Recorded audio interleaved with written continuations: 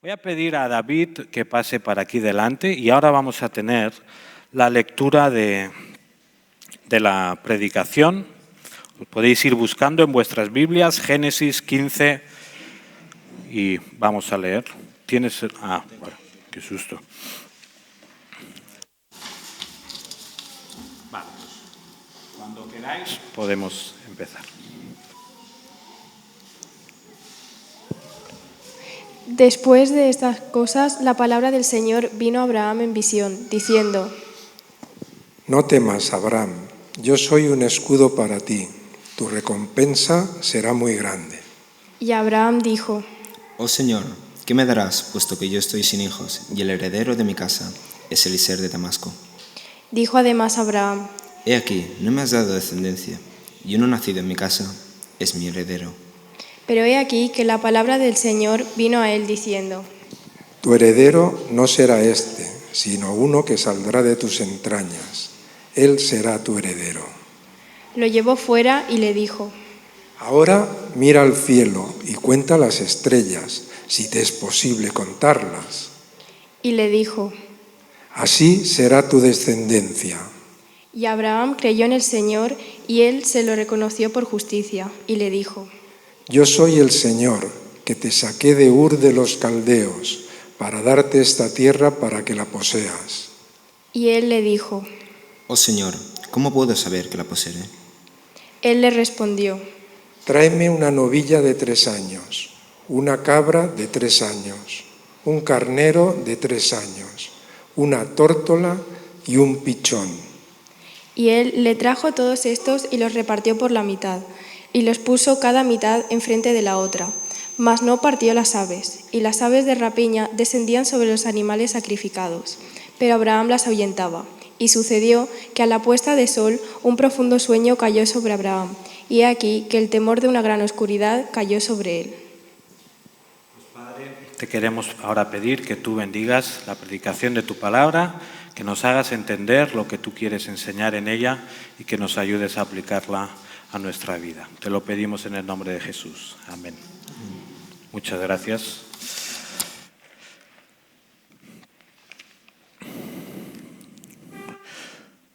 No sé si tenéis el bosquejo en los boletines o lo tenéis aquí. Si lo tenéis, no le hagáis caso, por favor, porque lo he cambiado. Si ahora os pregunto, ¿qué celebra el mundo estos días?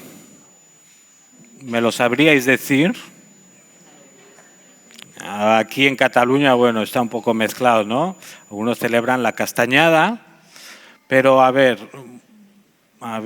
veo niños. ¿Qué celebran en vuestros coles o vuestros amigos? ¿Celebran algo más? Por ahí he escuchado algo, una palabra así inglesa rara, ¿verdad? Bueno, algunos celebran Halloween, ¿no? Algo que tiene que ver pues, con el terror, con el miedo, con la oscuridad. No nos vamos a meter en ese tema, por supuesto, ahora, pero sí que es curioso, ¿no?, que este pasaje en algún momento nos habla de que Abraham se encontraba en medio de un profundo temor, que la oscuridad le traía temor. Y hoy nosotros como iglesia y en algunas partes del mundo celebramos la Reforma protestante, que también fue un momento donde después de un tiempo de oscuridad, un tiempo de tinieblas, un tiempo de temor, la luz de Dios brilló, ¿verdad? Vamos a ver a través de este pasaje de la vida de Abraham, uno de los principios o alguno de los principios en los que luego, años y años después, la Reforma protestante se basó, que es el de la sola fe, la sola gracia. ¿Lo sabéis las 5 solas? ¿La podemos decir? La sola fe, la sola gracia, la sola escritura, solo Cristo y, bueno, solo a Dios la gloria. Muy bien. Que no se acuerde, luego lo puede preguntar a alguien. Vamos a ver en este capítulo cómo esto de la sola fe no es algo nuevo en la historia, no es algo que se inventaron unos alemanes o unos suizos, sino que es algo que Dios mismo había explicado desde pronto en la Escritura. Sabéis que Dios había hecho promesas muy grandes a Abraham y Sara. Algunas de ellas las vimos la semana pasada con Eduardo Bracier en Génesis 12. Pero había una promesa especial, ¿no? Que era la promesa de un hijo. Y como hemos visto, esa promesa tardaba. Yo no sé si alguna promesa en tu vida ha tardado o has pasado por momentos donde, ostras, sí que tengo que esperar, Señor, para ver esto. No lo sé, quizás sí, ¿verdad? Pero vamos a ver en esta mañana uno de los versículos más importantes de todo el Antiguo Testamento, que es el versículo 6. Luego explicaremos por qué. Nos fijamos en dos cosas sobre la fe de Abraham.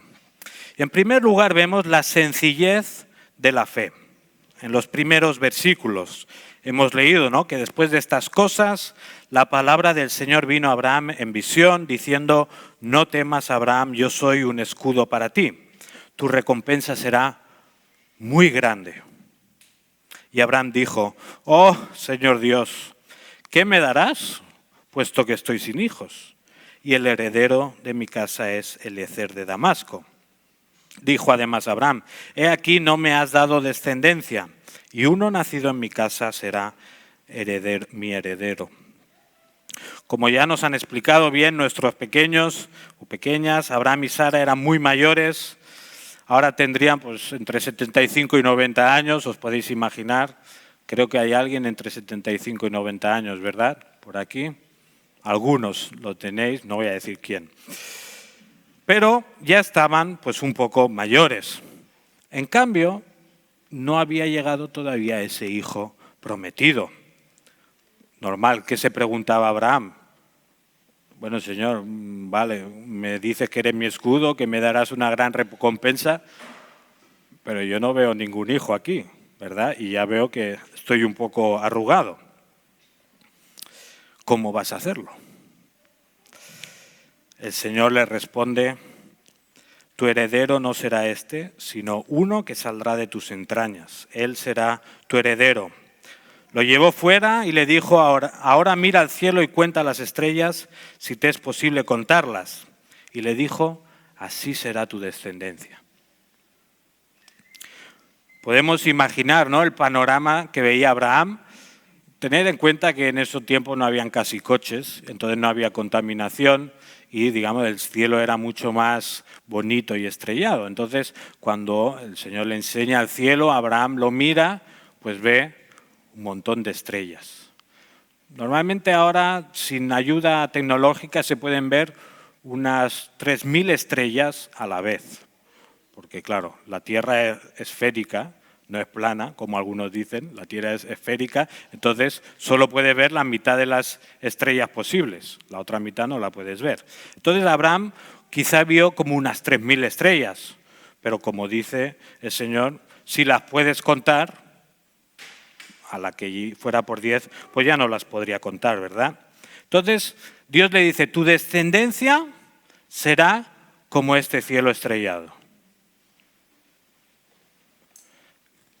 ¿Qué debía pensar Abraham? Si es que no me da tiempo a tener 3.000 hijos, ¿no? Digo yo. Pensaba, esto es imposible. Veía su circunstancia, veía las estrellas, un montón, veía su edad, un montón de edad, veía sus hijos actuales, ninguno. ¿Cómo podía llegar a ser eso? En cambio, el versículo 6 dice: y Abraham creyó en el Señor y Él se lo reconoció por justicia. Y yo no sé a vosotros, pero cuando leo este versículo no puedo evitar pensar que la fe se trata de algo muy simple y sencillo. Abraham creyó en lo que Dios le dijo. Aunque las cosas no pintaban bien, confió que lo que Dios decía era verdadero. Abraham creyó al Señor y eso se le reconoció por justicia. No hay más secreto, ¿verdad? O sea, no hay aquí un gran acto por parte de Abraham donde demuestra su fe, no le vemos montando un altar, no le vemos haciendo una peregrinación, no le vemos dando una gran ofrenda. El versículo simplemente dice, Abraham creyó en el Señor y él se lo reconoció como justicia. Y si lo pensamos, pues esto es un ejemplo claro, muy claro, de lo que es la verdadera fe.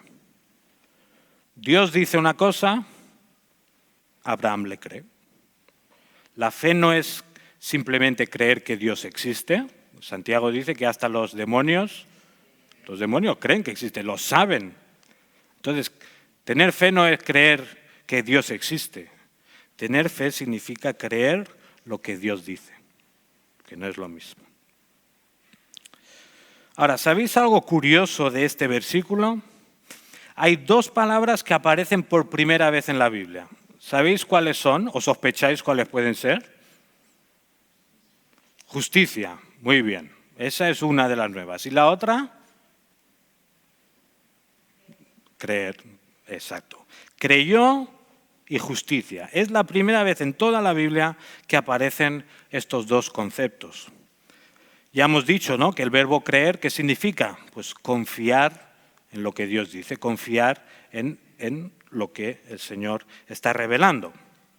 Pero luego el concepto de justicia, si lo repasamos luego a lo largo de toda la Biblia, veremos que tiene que ver con el hecho de ser recto delante de Dios, de ajustarse a su voluntad, de vivir como Él quiere. Y lo bonito de este pasaje tan pronto en la Biblia es que relaciona el ser considerado justo y recto con el hecho de confiar en Dios. El ser humano es tenido como justo cuando confía en lo que Dios dice. Y aunque suena muy simple, ¿no? ¿Cuándo puede ser un humano justo? Si confía en el Señor. No hay más secreto. Suena simple, es como la receta de un sándwich. Pones pan, jamón y pan, ya está, ¿no? Muy fácil. En cambio, a que suena muy simple y aunque está muy claro desde el principio de la Biblia, el ser humano a lo largo de la historia ha ido corrompiendo la relación que existe entre confiar en Dios y entre ser considerado justo delante de Él. Y los primeros apóstoles en la época de Jesús ya tuvieron que hacer frente a esas ideas, ¿no? Por ejemplo, tenemos a Pablo batallando la idea que permanecía en muchos judíos, ¿no?, de que para ser considerado justo delante de Dios tú tenías que circuncidarte, tú tenías que guardar el sábado, tenías que guardar meticulosamente todas las leyes para que entonces Dios te considerara, este es justo. Y Pablo está machacando y diciendo, no es eso, la Biblia no enseña eso. ¿Y a qué versículo recurre? ¿A qué versículo recurre? Tanto en Gálatas como en Romanos. No, fijaos que recurre a Génesis 15:6. Abraham creyó y el Señor le tomó en cuenta como justicia.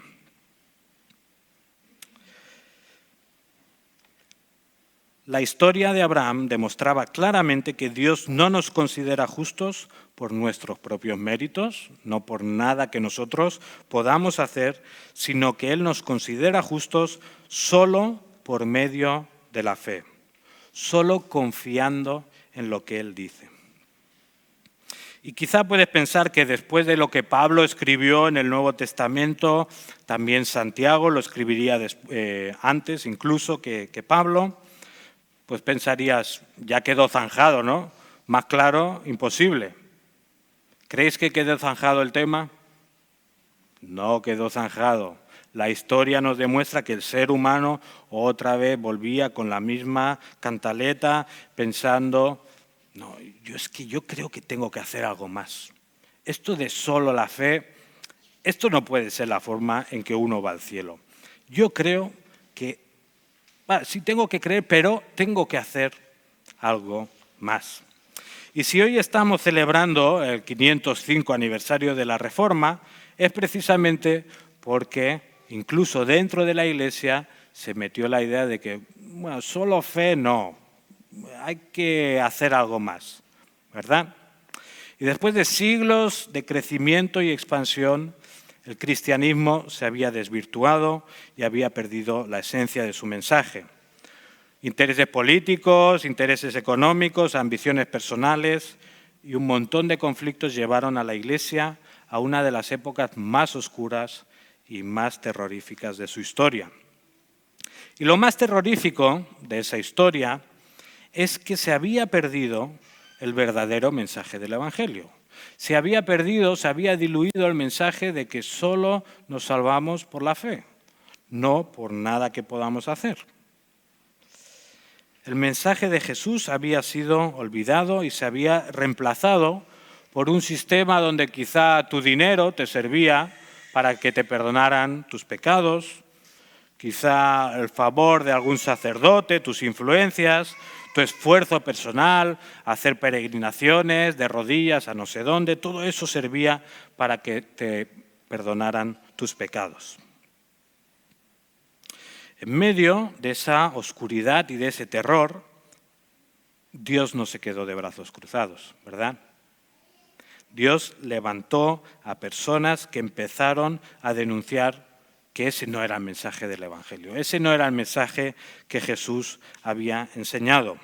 Y después de un tiempo llegaron Lutero, Calvino, Zwinglio y muchos otros que llamaron a la Iglesia a volver a centrarse en el mensaje de la Biblia, al mensaje de que las personas no se salvan por sus propios méritos, no se salvan por su propio esfuerzo, sino que somos salvos solo por gracia, solo por medio de la fe. ¿Hay algún versículo en el Nuevo Testamento que diga, es que lo explica más claramente aquí? Efesios 2:8 suena, porque por gracia habéis sido salvos mediante la fe. Esto no procede de vosotros, sino que es regalo de Dios, no por obras para que nadie se gloríe, se jacte, depende de la versión que leamos, ¿no? Por gracia habéis sido salvos por medio de la fe. Vemos, por tanto, entonces, que la fe, que la salvación es un regalo inmerecido que recibimos por gracia y que la fe es el medio a través del cual recibimos esta salvación. En ningún caso hay mérito por nuestra parte ni contribución ninguna a nuestra salvación, sino que somos salvos solo por gracia, solo por medio de la fe. Ahora nos preguntamos, ¿fe en qué? Porque ayer pudimos estar en la Rambla, como sabéis, pudimos estar hablando con muchas personas, compartiendo lo que creemos, y ¿sabes lo que te das cuenta? Que hay mucha gente que tiene fe, ¿verdad? Los que pudisteis hablar con otros, sí, yo creo, yo tengo fe, yo creo no sé qué, no sé cuánto. El mundo de hoy sigue teniendo fe en un montón de cosas. Ahora, si decimos que solo somos salvos por la fe, estamos diciendo, no, mientras tú tengas fe en algo ya te sirve. ¿Es el mensaje de la Biblia? No, ¿verdad? No.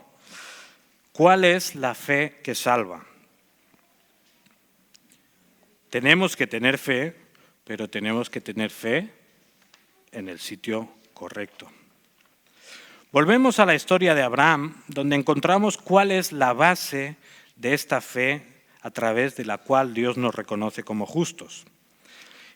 No vamos a leerlo todo, pero a partir del versículo 7 en adelante, vemos un episodio curioso de la vida de Abraham. Dice, yo soy el Señor que te saqué de Ur de los Caldeos para darte esta tierra para que la poseas. Y él le dijo, oh Señor Dios, ¿cómo puedo saber que la poseeré? Él le respondió, tráeme una novilla de 3 años, una cabra de 3 años, un carnero de 3 años, una tórtola y un pichón. Él le trajo todos estos y los partió por la mitad y puso cada mitad enfrente de la otra, mas no partió las aves.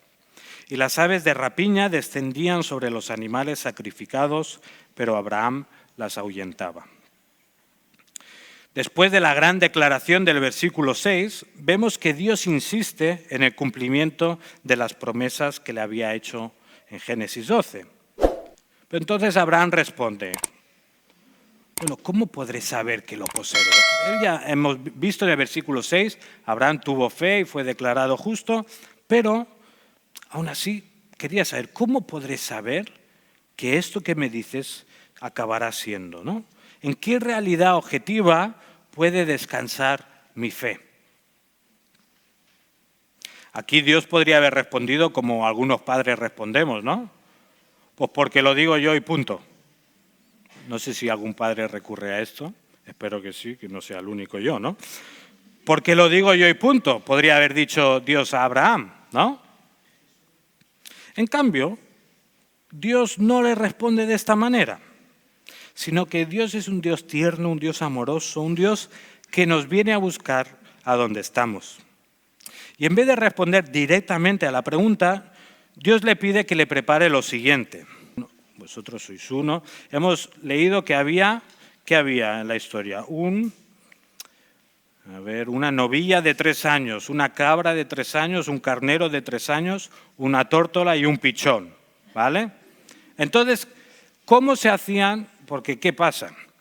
Abraham, cuando Dios le llamó, ya era muy mayor. Él había vivido casi toda su vida pues, en el imperio babilónico, en el imperio persa, babilónico, perdón.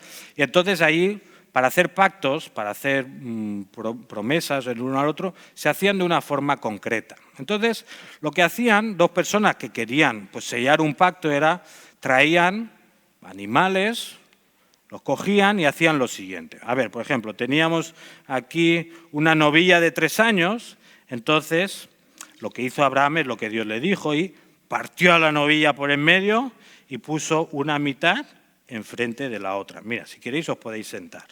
Sois como media novilla, ¿vale? Mira, siéntate, Isabela, en el suelo. Muy bien. Entonces cogió el otro animal, no sé con qué, pero ¡pam!, lo partió por la mitad y puso una mitad aquí, puso la otra mitad aquí. Cogió el otro animal y ¡pam!, lo partió, puso una mitad aquí, otra aquí. Y entonces vio los pajaritos que eran tan pequeños y dice, no los voy a partir porque es imposible. Entonces, digamos, puso uno delante y otro detrás. Entonces, ¿cómo se llaman los pactos en esa época? Pues una vez que los dos habían traído sus sacrificios, los partían, hacían un pasillo y entonces caminaban por el medio de un pasillo que os podéis imaginar que estaba lleno de sangre. Los animales tienen sangre. Entonces, uno pasaba por aquí y supongo... ¿Te he pisado? No. El otro pasaba por aquí, o como se hiciera, y entonces de esa forma quedaba sellado el pacto. Ahora, ¿qué significaba? Porque todo tiene un simbolismo, ¿verdad? Los que estaban haciendo el pacto estaban diciendo, al pasar por aquí, si yo no cumplo mi parte del pacto, que acabe como uno de estos. Poca broma, ¿eh? Si yo no cumplo lo que te estoy diciendo, que me parta como uno de estos animales. Entonces, claro, hacer un pacto, esta es la forma en la que hacían pactos y esto es lo que Dios le pidió que preparara a Abraham, que preparara los animales de esta manera. Entonces ya Abraham estaría pensando, quizá Dios quiere hacer un pacto. Cuando Abraham ya lo tenía todo preparado, versículo 12 dice, y sucedió que a la puesta del sol un profundo sueño cayó sobre Abraham. Y he aquí el terror de una gran oscuridad cayó sobre él. El día se apaga, cada vez es más oscuro, Abraham se queda como dormido y el miedo de una gran oscuridad cae sobre Abraham. Pasamos al versículo 17. Y aconteció que cuando el sol ya se había puesto, hubo densas tinieblas. Y he aquí apareció un horno humeante y una antorcha de fuego que pasó por entre las mitades de los animales. En medio de esta situación oscura, terrorífica, en medio de esas densas tinieblas, aparece una luz, como una antorcha que camina o que pasa entre las mitades de los animales. ¿Qué era esa luz? ¿O qué significaba todo eso? Porque Abraham estaba así como medio dormido, no entendía qué estaba pasando, tenía miedo también, pero ve que pasa una luz en medio de los animales. ¿Quién era esa luz? Aquí no lo pone en parte, ¿no? Porque si vamos al versículo siguiente, el versículo 18 dice: en aquel día el Señor hizo un pacto con Abraham. ¿Quién era esa luz? Dios. Ahora, no te diré si era Jesús preencarnado o no sé qué, no sé cuándo. No, era Dios. De alguna manera, esa luz que pasó entre los animales era Dios.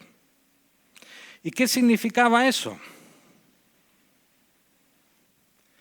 Significaba que Dios se estaba comprometiendo con Abraham a cumplir las promesas que le había dado. Porque la pregunta era de Abraham: ¿cómo podré saber que todo esto que me dices se va a cumplir? ¿Cómo podré saberlo? Y Dios lo que le responde es: voy a hacer un pacto contigo. Voy a sellar un pacto contigo con sangre. Ahora, ¿cómo podía Abraham estar seguro de que Dios cumpliría sus promesas? Dios le responde, ¿no?, comprometiendo su misma naturaleza, su misma identidad. Porque ¿qué le pasaba a la persona que no cumplía el pacto? ¿O qué tenía que pasarle a la persona que no cumplía el pacto? A ver. Bueno, no sé si por la mitad o por algún lado, pero se lo cargaban, ¿verdad? Ahora, no sé si os habéis fijado en un detalle curioso. ¿Cuántas personas pasan por en medio de los animales? Solo uno. Aquí solo sale uno, ¿verdad? Solo sale una antorcha. Bueno, habla de un horno humeante y una antorcha, pero digamos, solo una parte está pasando por en medio de los animales. Ahora, si yo quiero hacer un pacto con alguien, con Jimmy, voy a hacer un pacto contigo, tú me proteges, pase lo que pase, ¿eh? Y yo me comprometo a protegerte a ti cuando vengan a atacarte y tal. Si él no cumple su parte, yo quedo libre, ¿verdad? O si yo no cumplo mi parte del pacto, él queda libre. Un pacto tiene sentido cuando hay dos partes y las dos partes se comprometen a hacer una cosa. Pero en cambio aquí, ¿cuántas partes se comprometen? Una. Y si repasamos las promesas de Dios a Abraham, os fijaréis que en ninguna, hasta la fecha, dice: si tú haces esto, yo haré esto. Dios no le dice: Abraham, si tú te portas bien, si tú obedeces, si tú me das el diezmo, si tú te vas donde yo diga, entonces yo haré esto por ti. Si repasas las promesas de Dios, en todas le está diciendo: yo haré esto por ti, yo haré esto por ti, yo te haré una nación grande, yo te daré esta tierra, yo no sé qué, no sé cuánto. Pero en ningún caso le está diciendo: tú tendrás que hacer esto. Cuando vemos esta imagen donde solo la luz está pasando por en medio de los animales, lo que tenemos que entender es que Dios está haciendo un pacto unilateral. Él mismo se está comprometiendo consigo mismo a cumplir las promesas que le había dado a Abraham. Entonces, por eso Abraham puede estar seguro de que se cumplirán. Porque si Abraham fallaba en algo y el pacto dependía de él, adiós pacto, ¿verdad?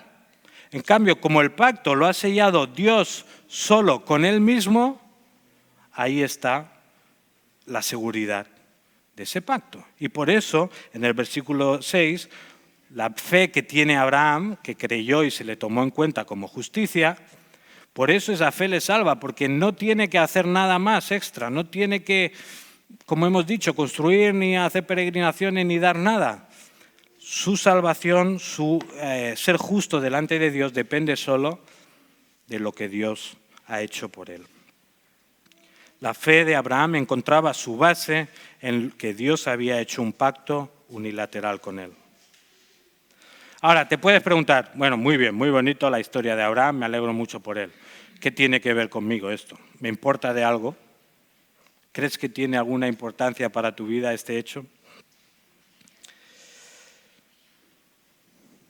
La pregunta que Abraham se hizo también nos la podemos hacer nosotros, ¿verdad?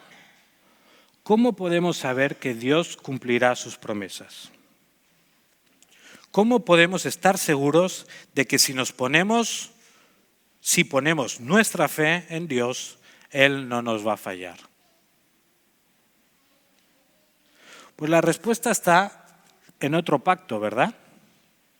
La respuesta está en otro pacto que Dios hizo no solo con Abraham, sino con toda la humanidad.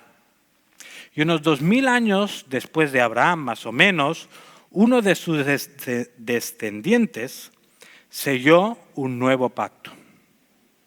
Y al igual que el pacto de Dios con Abraham, también fue un pacto que se selló y que se confirmó con un sacrificio. Un pacto que se confirmó con sangre. Igual que en el caso de Abraham, el compromiso de Dios fue unilateral. Dios no dejó en nuestras manos el cumplimiento de ese pacto, sino que fue de forma unilateral. Y en ese caso fue su Hijo Jesús, el que fue partido por nosotros. Cuando nosotros estábamos en tinieblas, en oscuridad, cuando la humanidad no tenía ninguna esperanza de ser reconciliada con Dios, Jesús tomó nuestro pecado y se sacrificó para que nosotros pudiéramos pasar de la oscuridad a la luz. Mateo 26, 27 dice, y tomando una copa y habiendo dado gracias, se la dio diciendo, bebed todos de ella, porque esto es mi sangre del nuevo pacto, que es derramada por muchos para el perdón de los pecados. Teníamos una imagen que no he avisado a Emilio sobre la Reforma que dice post tenebras lux. ¿Alguien sabe latín? Yo no sé latín, pero me imagino lo que quiere decir esta frase. Post tenebras, después de las tinieblas, lux, luz. Después de las tinieblas, luz. Este fue uno de los lemas de los reformadores, dando a entender que después de un tiempo donde la Iglesia vivió en tinieblas y oscuridad, cuando recuperó la centralidad de Jesús en el mensaje del Evangelio, entonces la Iglesia volvió a ver la luz. Y en un tiempo donde el Evangelio estaba olvidado por la mayoría, donde las tinieblas reinaban sobre la vida de la Iglesia, la luz del Evangelio volvió a brillar para recordar a todos que solo Cristo salva. Solo la sangre de Jesús es capaz de limpiar nuestros pecados. Somos salvos por gracia, solo por medio de la fe en el sacrificio de Jesús.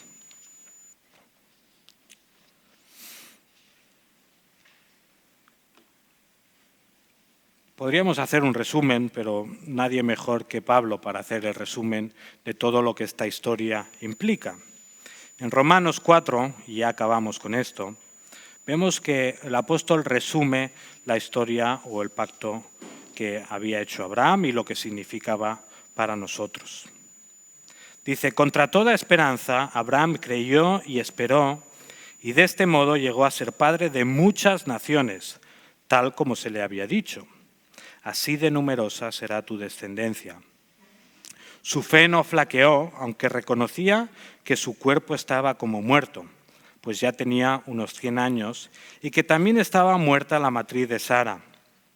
Ante la promesa de Dios no vaciló como un incrédulo, sino que se reafirmó en su fe y dio gloria a Dios, plenamente convencido de que Dios tenía poder para cumplir lo que había prometido. Por eso se le tomó en cuenta su fe como justicia. Y esto de que se le tomó en cuenta no se escribió solo para Abraham, sino también para nosotros. Dios tomará en cuenta nuestra fe como justicia, pues creemos en aquel que levantó de entre los muertos a Jesús nuestro Señor. Él fue entregado a la muerte por nuestros pecados y resucitó para nuestra justificación.